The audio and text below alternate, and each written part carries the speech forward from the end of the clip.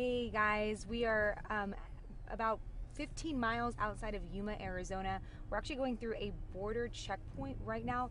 This is the first border checkpoint that we've come across so far on our tour.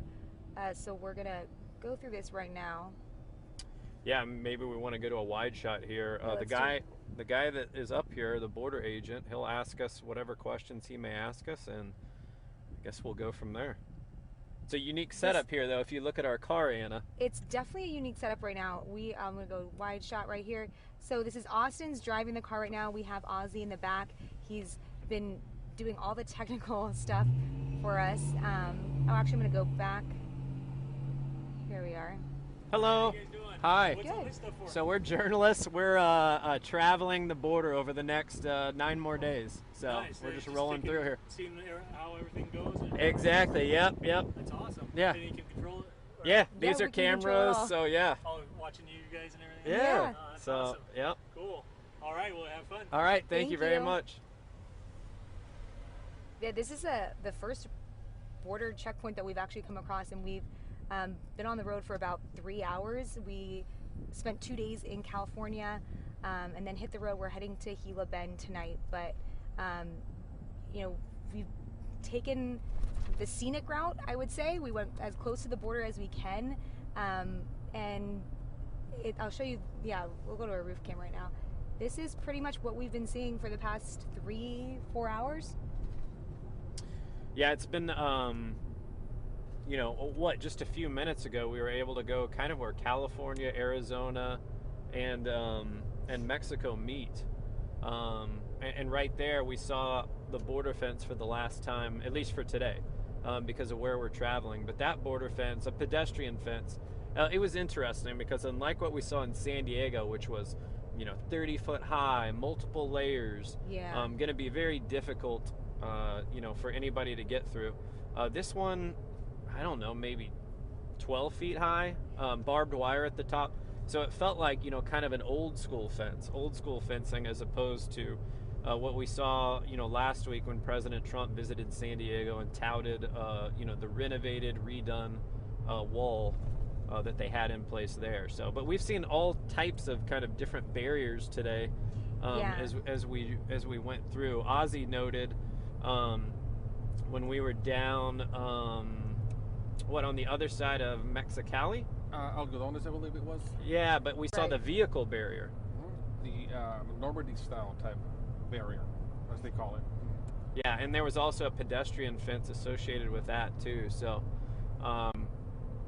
just very interesting. And we looked, Reveal News, which is a news project from the Center for Investigative Reporting, has it all kind of mapped out the way that California looks on the border. So there's pedestrian fence for quite a ways away. Then you have periodic spots where there's no fencing. And Anna, we actually talked to a border agent today where there was no fencing. Yeah, we talked to which was really interesting because we were driving through these small towns and we weren't really sure where exactly the border was, and it was really it was just mountains for miles. But we pulled over and they were kind of telling us that they had a dog, a border patrol dog, and they were going through the mountains, checking out what was there, and they actually told us busy area, but there was no fence there. They said it's very dangerous. It was actually, I'm going to go to the roof cam. It looked a lot like this. Yeah. And it was a lot of rocks, but no fence there. Yeah, I mean, it's hard to imagine like navigating an area like what you're looking at right now outside. But yeah, one of the agents who was kind of willing to speak with us at the time, not on camera because they have to get clearance to be able to do something like that. But we were able to talk to him, just about what he was seeing. And we said, tell me people don't cross here. And he said, absolutely. People come through here all the time. So, it's kind of wild to think about that when you look at terrain like this. And think that people would cross an area like that. But then as we navigated a little closer to Arizona, Anna, you saw this terrain that, it's kind of what you would think people would cross, right? You saw a pedestrian wall and then just kind of flatlands, a sandy area. Yeah, that's where all the farms were. Right, exactly, yeah. And that area, though, too, you saw, and really, much of our trip, Border Patrol agents just about everywhere. Yeah, and that's actually when we saw all the farms and everything, and we went back through or started entering some smaller towns. That's where we saw the fence again, and we were able to get pretty close to it. We've been on Highway 8, I would say, for a majority of the drive, would you say? And it kind of hugs the border for, I would say, a lot of our drive. We've been able to get pretty close to the border, but what we were talking about earlier, the most shocking thing I think that we've seen so far is that how busy and active it is on the Mexico side of the border versus the U.S. side. There's not been a lot of people, not a lot of activity on the U.S. side. We're not allowed to get too close to it, about only 100 yards to the fence, because that area is marked off with signs for Border Patrol to patrol that area. But just on the other side of the fence, what's really interesting is that there's a lot of activity, and people can actually go up to the fence and touch the fence. Especially, you were talking about, where we were for our story yesterday, right. Just on the edge of the Pacific Ocean, just how busy it was on the Mexico side, especially the beaches you were talking about. Yeah, and Anna, we may want to start looking for questions from people who are watching us on Facebook Live. So I'll have you do that. But yeah, it was wild. So we're on the San Diego side at Friendship Park. No one there. I mean, you may have a few hikers. You have a few people who actually come because for 4 hours on Saturday and Sunday, you can greet people on the other side of the wall. So you had some people who are maybe tourists or just interested, curious to kind of check things out. So you had those people. You had other people who were hiking. We saw a couple of people fishing. But it's a state park, so there's people there, kind of enjoying the park. But on the other side, I mean, it was wild. You heard music. The smells coming over were fantastic. People cooking food over there. Ozzy actually pulled out Google Maps, so I was kind of looking at that, and we were trying to figure out what was over there. So you have this old arena that was used for Mexican bullfighting, but then around that, you had a Starbucks, you had a Dairy Queen, you had Domino's. There was a Walmart over there. So you have all these restaurant stores, all those sorts of things.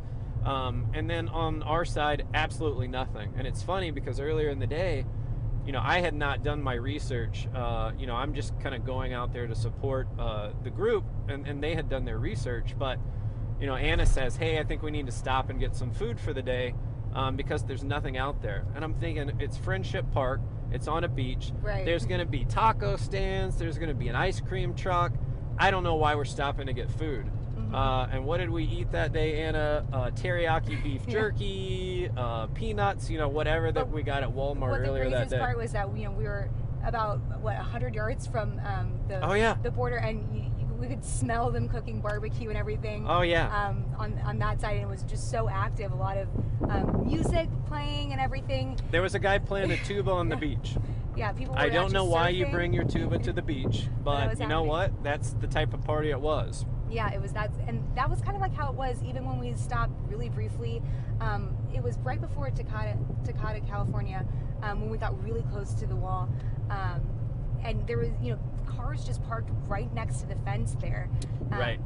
Which you can't do that on the U.S. side of the border. Right. Yeah. I mean, that area specifically. I mean, we drove up, and there was a guy who I think he owned maybe like a tow truck yard. A yard where there'd be various cars. And he calls Ozzy over, and says, hey, if you go down this path, you can get right up to the wall.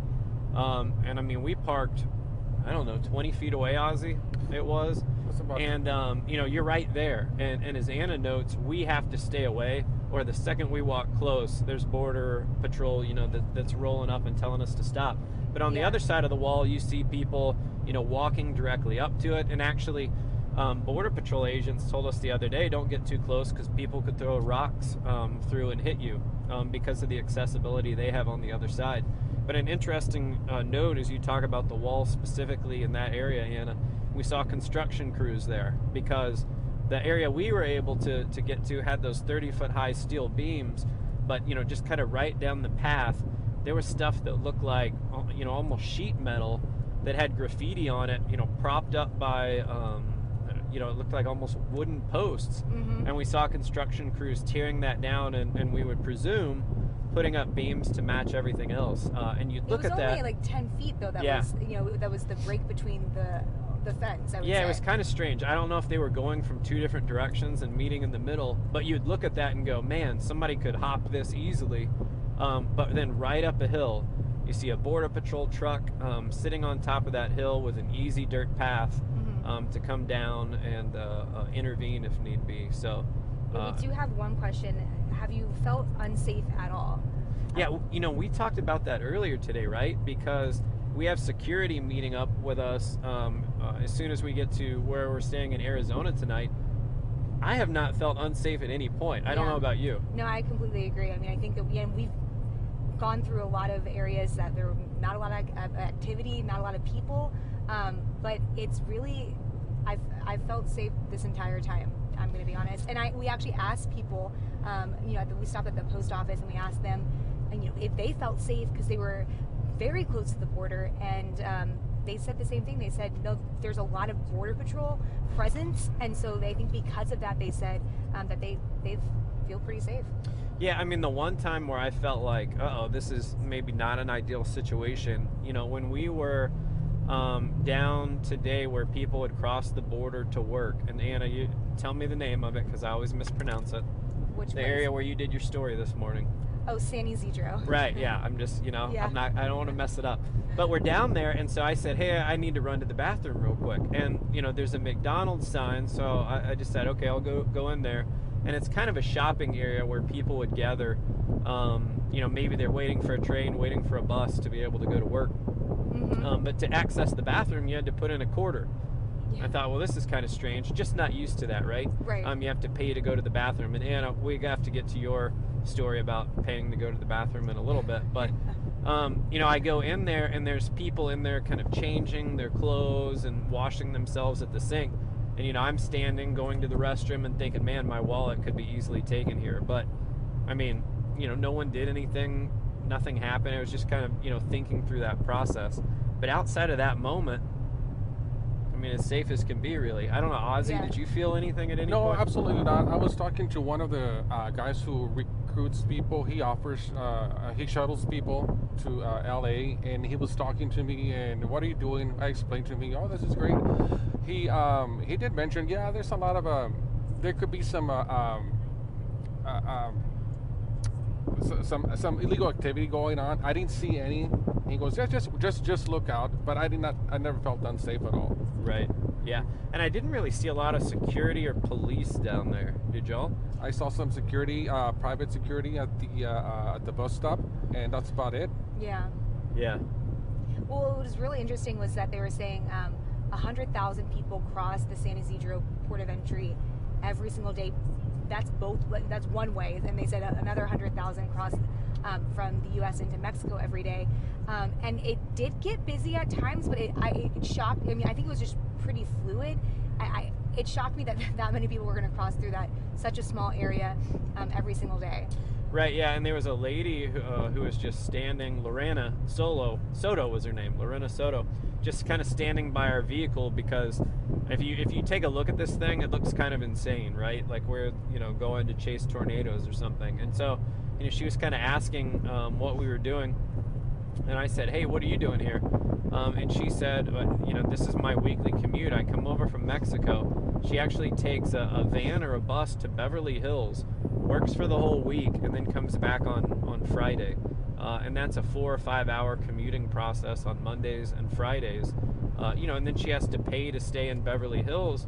But at the end of the day, it's more, it's more of a money maker than actually staying in Mexico and working there. So you just kind of think of that process. It's kind of wild. Yeah, and Ozzy, the lady that we spoke with earlier today, do you want to talk about that? She said that she has a Century Pass, which is She's got a Century Pass, which is basically she gets to cut the line. It's a lot faster than waiting about 5 hours. She was mentioning. And she was a professional pharmacist. Yeah, and she lived there. She lives in Mexico, and she does not seem to mind crossing daily. Yeah, it's kind of wild to think about, having to do that. But if it makes sense, it makes sense, and it's certainly the area is set up for it. I mean, you cross, and then there's a train that you can get on. There's a bus system. So that's the routine down there. The Blue Line, San Diego Blue Line. Yeah, and that area was about 7 miles from Friendship Park, where we were on Sunday, where the wall begins in the Pacific Ocean. And it's super interesting, the fact that the wall literally comes out of the water. Because you would look at it and think, my gosh, somebody's going to swim around this thing. Yeah. And I don't care if you're Michael Phelps, you're going to have trouble swimming around that thing, largely because the size of the waves would pretty much throw you up against the side of the wall. Not to mention the fact, right, there's Border Patrol agents who are going to easily be able to see you, swim around the wall if you're physically able to do it. One thing we noticed when we were down there, cameras everywhere. Yeah. And I don't know where this command center is, but there's some room, that looks like something out of a Star Trek movie with all these cameras and people just looking at those and monitoring. And just Well, Sandra got approached right away when she tried to I was approach gonna say just the how fence. quick they were. If they saw something that if you were getting a little bit too close to the wall, our other reporter for BorderReport.com, Sandra, actually was doing a story on it was Friday, was Yeah. it that? And it was or maybe it was Saturday. Because Saturday, it was yeah, the cleaning up the beach. day, and she was walking up to the wall to talk to some children that were cleaning up the beach there, and within seconds, Border Patrol came down and jumped out and told her to back up. I think that video, which was really interesting, is on her Twitter. But yeah, that we saw that several times when we were even there the next day at Friendship Park. We saw that happen. Someone was trying to get a little bit close to the fence on the U.S. side, and Border Patrol was really quick to jump in and stop them. So we saw that. I would say we've seen that pretty much throughout the entire trip so far. Yeah, I mean, you felt many times like, you want to walk up to the wall, right? You want to touch it, you want to feel it. But yeah, that wasn't going to happen. Our goal is to continue the trip. Yeah. And it is a 10-day trip. This is day 2. We would like it to not end at day 2. I will say, though, initially, Julian Resendez, one of our digital reporters, he went inside the 2 walls at Friendship Park. So Friendship Park has 2 walls set up, one on the U.S. side, one on the Mexican side. On the U.S. side, you don't walk up to it unless the Border Patrol lets you. And it's actually only 10 people that they allow in that area at once. Right.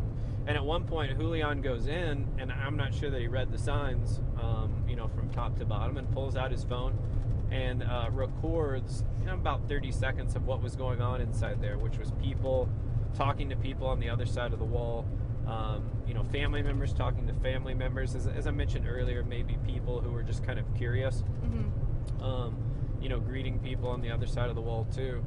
So Julian got up there because that was one of the few times that Border Patrol lets that happen. But I mean, everywhere we've gone otherwise, I guarantee you, when we were off on the side of the highway, doing live shots, and we could see the wall within sight, maybe half a mile away from us. If we decided to walk through that field and walk up to that wall, we'd be intercepted by a Border Patrol agent who came out of nowhere. Yeah. No, I definitely agree with that. Another question coming in, what surprised you most so far? Yeah, we talked about that a bit earlier.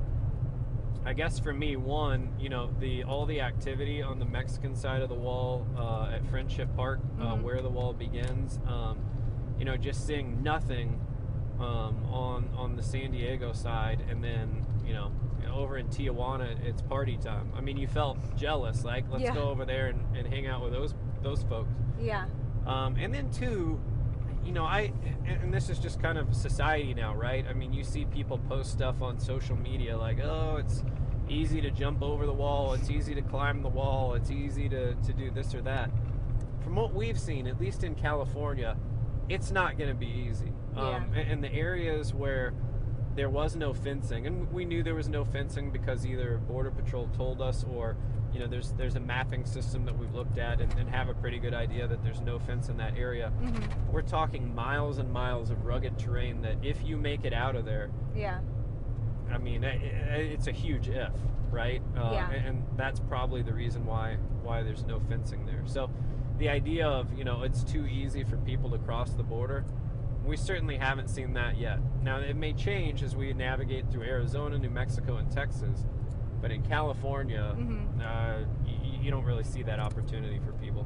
I would say also what's has surprised me so far is, I guess, how the Border Patrol presence in these towns. You know, we were at the gas station really quickly when we pulled over, and they were there, you know, filling up their car or whatnot.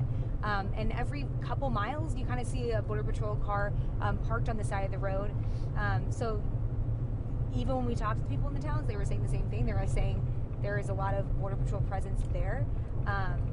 And yeah, and I also say even like the helicopters that we saw flying over, you know, just the different ways that they were patrolling the area, either whether it be by foot. We saw some, I would say, four-wheelers or four-runners, I don't know what you call them, at the side of the road. ATVs. There we go.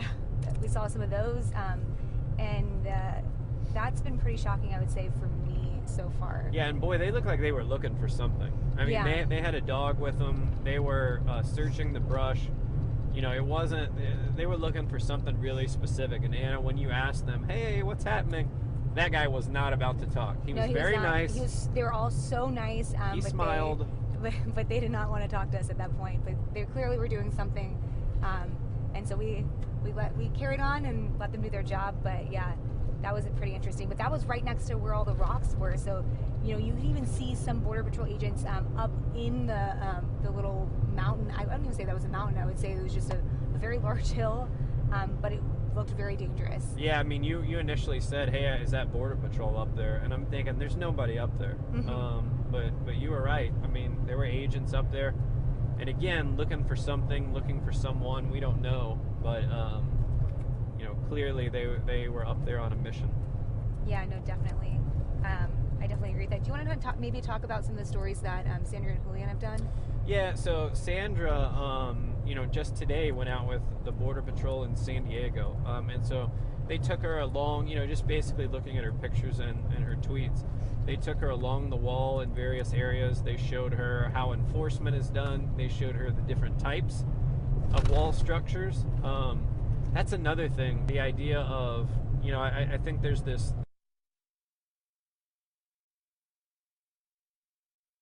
across the board, or you see pictures of the president standing at, you know, the wall in San Diego. Yeah. There's very little of what you would call maybe wall, and then there's fencing, there's barriers, you know, and it looks different everywhere you go. So Sandra got to look at that, at least in the San Diego area. And I think the San Diego area has some of the better fencing, better wall structures, you know, so what we're getting to look out there is probably, you know, best along the border. Julian today spent a little time with day laborers, you know, people who are over in San Diego looking for work. They typically gather at a Home Depot, and you may have this in your town. You know, I've lived a number of places where you knew, hey, if you go to this parking lot, there's going to be people there looking for work. But it's a big deal in San Diego, as you might imagine, and there's some controversy associated with it as well. Just kind of the way it's structured, you know, and then perhaps the legal status of the people taking part in that. So I want to go talk about Sandra's story about the cross-border airport. When I first got here, I was actually talking to my Uber driver, and he was telling me that it's something that's people in San Diego know about it, but not many other people know about it. I guess it's this airport that it's a privately funded airport that people when you enter from the U.S. side, or you enter in the U.S. side, but then you fly out of from Mexico, which was really interesting. And they're saying a lot of the flights are actually cheaper if you do that. Right. Yeah, and apparently it's a private airport, but it makes enough money to be able to fund the salaries of all the border agents that have to work there. So, yeah, just you know, some real eye-opening things as we've gone along in this process. The other thing that I found interesting, you know, the mayor of Imperial Beach, which is basically, at least in context of our visit, right? It's just this little patch, kind of a beach and area where the wall begins. But the mayor there talks about all the pollution that goes into the water from Mexico. And it's interesting because on the Mexican side, you see people in the water, you see people swimming, people laying out. On the San Diego side, or Imperial Beach, there's clear signage that says, do not get in the water. This Yeah. water's polluted. It's a health hazard. Don't go. So, he's actually in Washington. I think he has a meeting with Trump administration officials tomorrow to discuss the pollution that's coming over from Mexico on that side. So, you hear the talk of crime. You hear the talk of, people coming into America, without proper paperwork to get work. Yeah. But the pollution is at least an issue that I wasn't that familiar with until Sandra kind of brought that to light in her story. There was actually signs when we were at Friendship Park on the first day when you walked up. So Friendship Park overlooks the beach, Imperial Beach in California, and Playas de Tijuana in Mexico. And that's kind of where the cleanup was that Sandra was at the day before. But we went there on Sunday, and there were signs everywhere that were saying, beware of sewage or Yeah. contamination. And actually, one of the Border Patrol agents asked me if I smelled anything a little bit weird, referencing the sewage, and I didn't think it smelled like terrible. No. I think that they were saying that it kind of flows from Mexico to the U.S. side, but there were people who were surfing right there in Imperial Beach, so it didn't look bad. It didn't really smell that bad to me, so I don't know. Well, by the time I got there, people were grilling on the Mexican side. Mm-hmm. So everything I smelled was spectacular. That's true. And so, needless to say, we got out of there and had a decent meal after smelling that. One interesting thing about that, when we were looking at Google Maps, is there was a Starbucks half a mile away from the spot we were standing. But because of the wall, because of the port of entries, to get to that Starbucks, it would have taken an hour and a half. So half a mile and an hour and a half trip. So Yeah. Ozzy, kind what's of a been wild the deal. most surprising thing that you've seen so far? It's gonna be. I'm gonna say the people wherever we go are very welcoming to us, and we talked to them. We were at the store earlier, and you talked to them, and they were like, "No, everything's great around here." Yeah. Yeah, and then especially- and then you're right. We talked to Border Patrol, like, no, everything is not very quiet. So maybe they're not seeing what Border Patrol agents are seeing. Did you talk to some of the other people in San Isidro this morning? Yes, it was the person who shuttles people, and they start at 4 a.m. and they go up to 8 o'clock at night, and sometimes they make up to 20 trips. Giving passengers rides from Where are as they soon as they going? got up, they as far as LA, Okay. which is a couple of hours drive. So yeah, and then I was there, and there was a sheet, and the guy was like, "All right, calling names. You're next. Get on the van. And yeah, they looked pretty busy from what I saw. We're actually, I'm going to break where we can, flip it to the roof cam. It's getting a little bit darker out right now, but where exactly are we, Austin? yeah, we're seeing some lightning on there. So we're about 70 miles away from Gila Bend right now. And Sandra yesterday was kind of giving us a weather update, saying that rain was expected. Now I don't know that there's rain over there, but you're seeing a lot of lightning over in that area, and I've seen lightning behind us as well. So Yeah. we may have to check the old radar. We're going to go to a street cam right now. That's kind of what we're looking at. Yeah, and with our truck, people probably think we're Yeah. we got, what's the thing in Twister that has all the little balls that go flying Yeah, into the Dorothy. air? Yeah, that we're probably going after that. So we're Yeah. gonna look for flying cows out in this field, I guess. Yeah, we're heading to Gila Bend right now, and then that's not actually that close to the border, No. but we can't get, that's as close as we can get. Yeah, and that was an interesting thing today going through California. You're in San Diego. There's a couple other cities that are pretty close to the border, and then you have long periods where, it's remote. There was no cell service. I had mentioned to the crew, like, I keep having to pop my ears because of the elevation changes up and down, up and down. Yeah. So, yeah, to your point earlier, you feel like there are these kind of Mexican border towns, but not nearly as many U.S. border towns. And perhaps that's the difference in what we've seen, and has kind of surprised us, is all the activity on the Mexican side of the border. As Just to give you opposed some to- perspective here, I'm looking at Tecate on the Mexican side. Yeah. It's got a population of 72,000 people Wow. versus the population on the American side, about 200 people. Yeah. Yeah. And you want to tell us about all the bathrooms they have there? Oh my gosh, yeah. I stopped. I think it was about. Would you say it's been an hour outside of? It's about San Diego? 45 minutes. Yeah. Uh huh. And I had to use the restroom, and I was. We stopped at a gas station. I went to 3 different stores, and they kept referencing me to the next store, and I finally get there, and they were like, "It's going to cost you $1." And so I was like, "That's fine." Paid the $1, and they gave me a key, and they said it's around back. And I went around back, and it was a red porta potty sitting right there, and actually, there's a sign that said you had to pay for the toilet. But you were saying that actually happened to you too. Yeah. Earlier that morning. Mine was in a little San nicer Isidro. than yours, though. Yeah, it was a little I mean, bit you nicer. kind of returned from that experience a little dejected. You know, I was. You know, you were high energy until that moment, and I think we've all been there. This is true. This is very true. Where you have to go to the bathroom, and then Yeah. you go in, and you're like, oh gosh, well, No, this it is very what it true. is. It is what it is. Yeah. What was interesting, though, I found in that town is you had parking lots everywhere. There's nothing there. As Ozzy said, what, population 200 people? But Yeah. there's probably parking for, I don't know, 500 cars or something like that in different lots. Well, when we pulled into that parking lot, what did they say to you and Ozzy?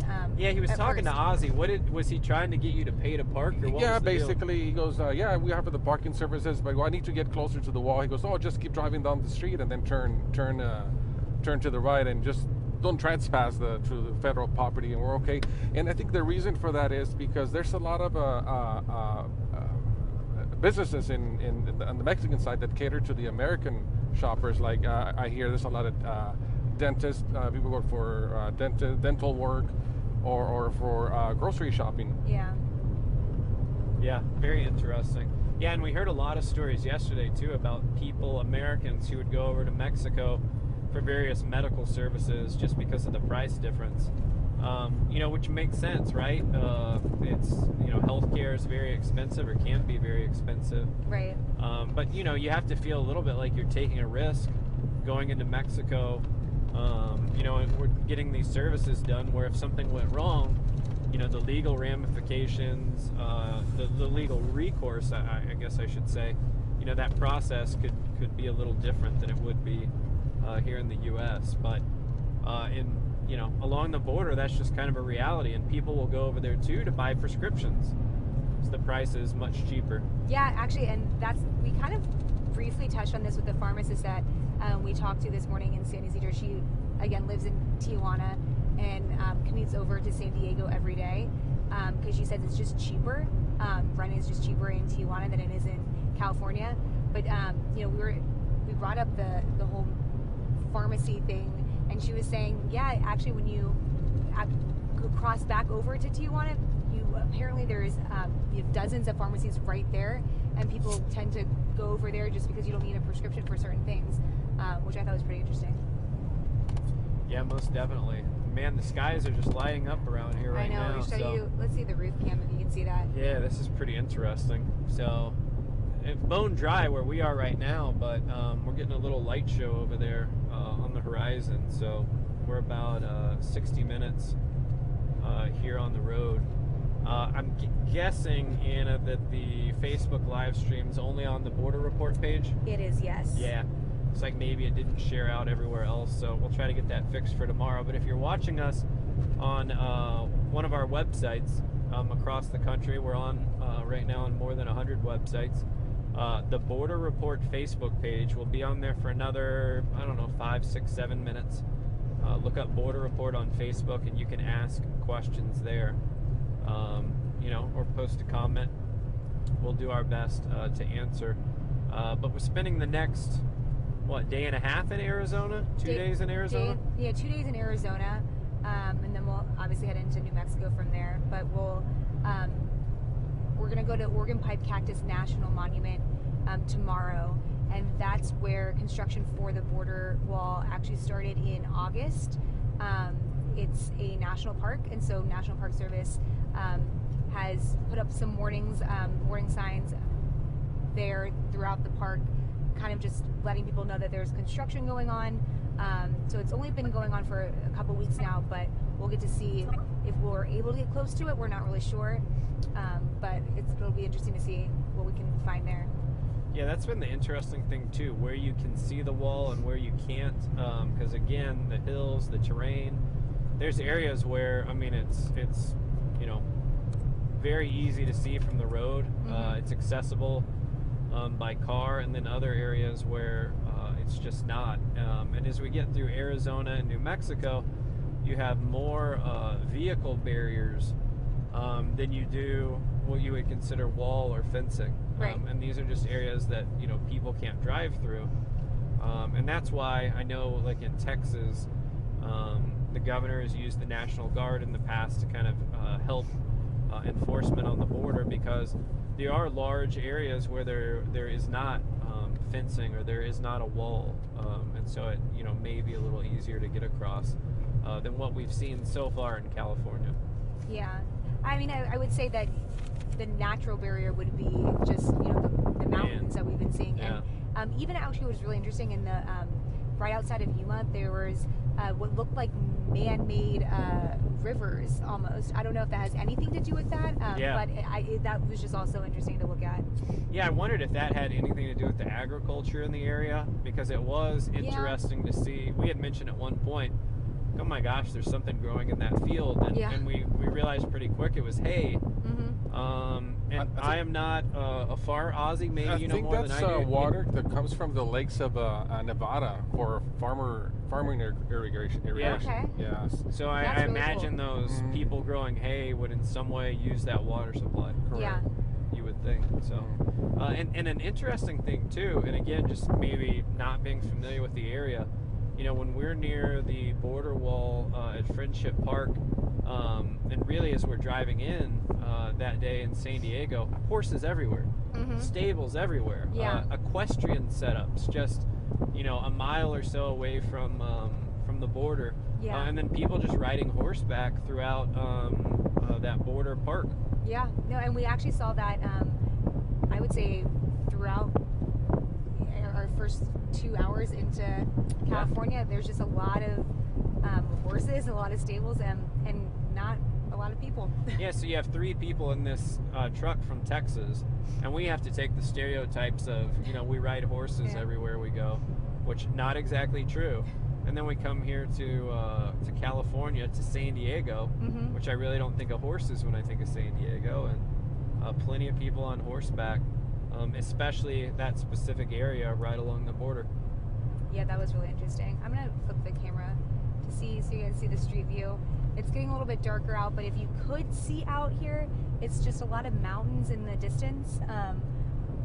Earlier today we were able to get closer to the border than we are right now. The highway kind of went a little bit more north for this section at least. Ozzy, what does it take to fire up night vision? Oh yeah. There's that night vision camera, but I think it has to be turned on. So you guys Should are be turned getting. on. We just gotta. You're getting a street view Yeah, right now. no, you're gonna get some insight on the process. So Yeah, we have a let night me set vision it up here. camera. Hold on, we're gonna figure this out. But yeah, let's see if we can fire it up. I'm not sure that there'd be anything to see out here because of the circumstances, but it has to be turned on and kind of fired up and everything. This is a really cool car that we've been able to drive in and record along the way too, which has been really nice. Yeah, what's really unique, in order to get this tour done in 10 days, you're going to have to work and move. And so what we've been able to do is Anna's done live shots from the vehicle. And we just kind of got lucky today in terms of this drive. There were multiple areas where we were able to pull over or at least get close to wall or fencing and be able to showcase that, to stations across the country. Doing live shots in San Francisco, Sacramento, Las Vegas, a number of our Texas stations, and being able to give people kind of this real-time view as we traveled throughout California, and as we learned what sort of fencing was out there and what sort of enforcement was in place, the viewers got to learn that as well, both on TV, and then we've been trying to keep everyone up to date on Twitter too, using the hashtag Border Report as we move through this process. Someone just said this can't be live. I'm in California and it's not that completely dark yet. We're not in California anymore. We're actually in Arizona. Yes. And yes, this is live and it is this dark outside right now. This is live and barely in Technicolor. Yeah. Because it is dark outside now. So, and yeah, we still have a light show kind of going on to the left here. Lightning and maybe storms over that way. Let me see if I can get the roof camera to change over. There we go. Yeah. Ozzy's playing with the night vision camera right now. We're going to see if we can get that working. If not, we'll be doing these streams many other nights throughout this tour. This is night 2, so we have, 8 more streams to go? 8 more streams and 8 more nights. So next 2 days will be in Arizona. We spent the first 2 days in California. And if you guys have questions, again, or comments, use the hashtag Border Report because we really want to hear from you guys and see what you guys want to see or questions that you guys have along the way. Yeah, and most of what I've seen, at least on Twitter, is people asking questions about the wall structures. Do they look secure? People on the other side are able to walk right up. The wall in the ocean yesterday, a lot of talk about that. Can't people just go around it?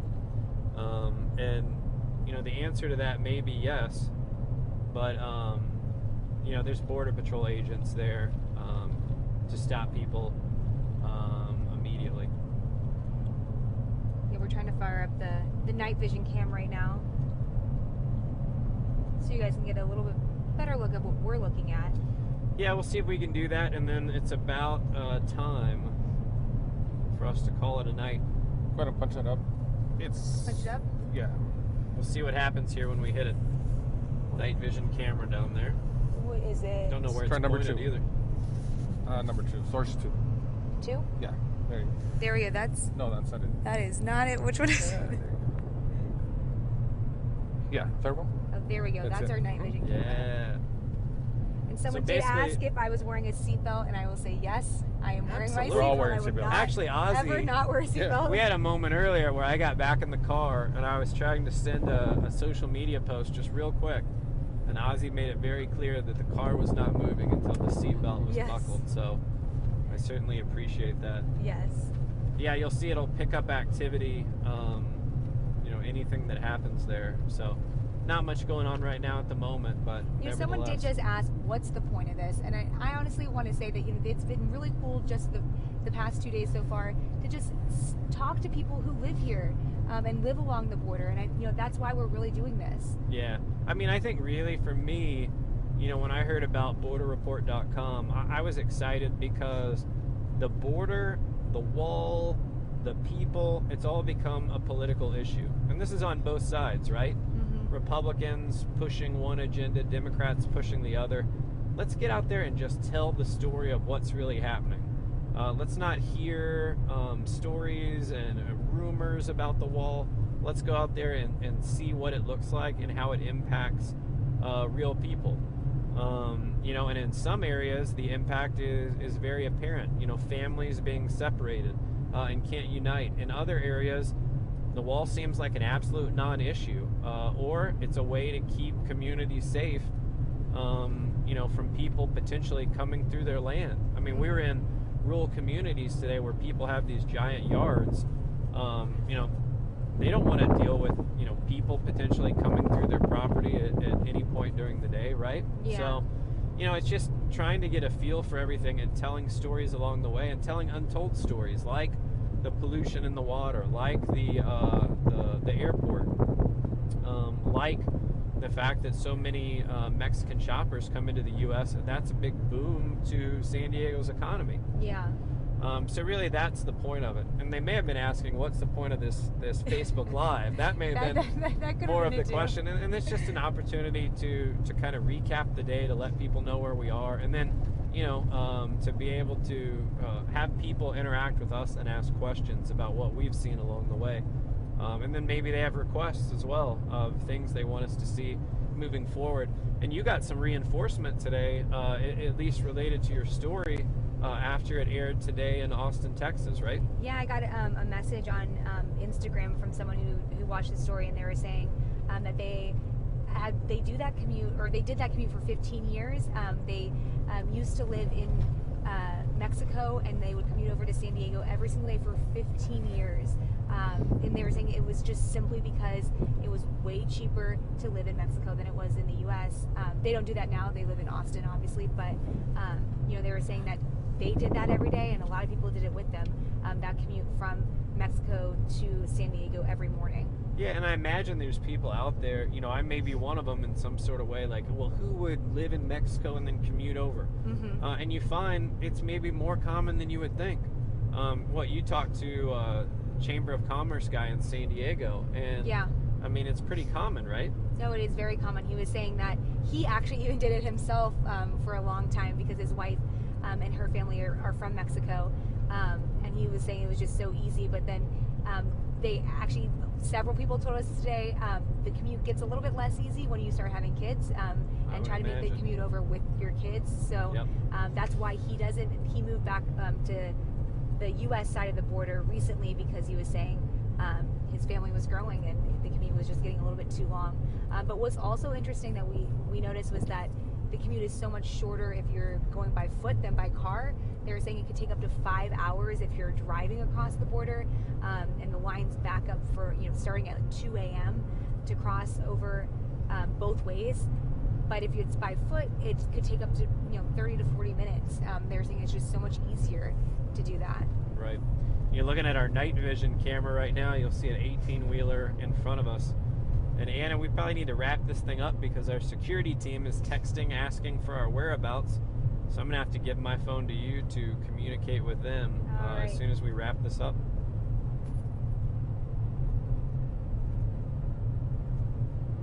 We are going to...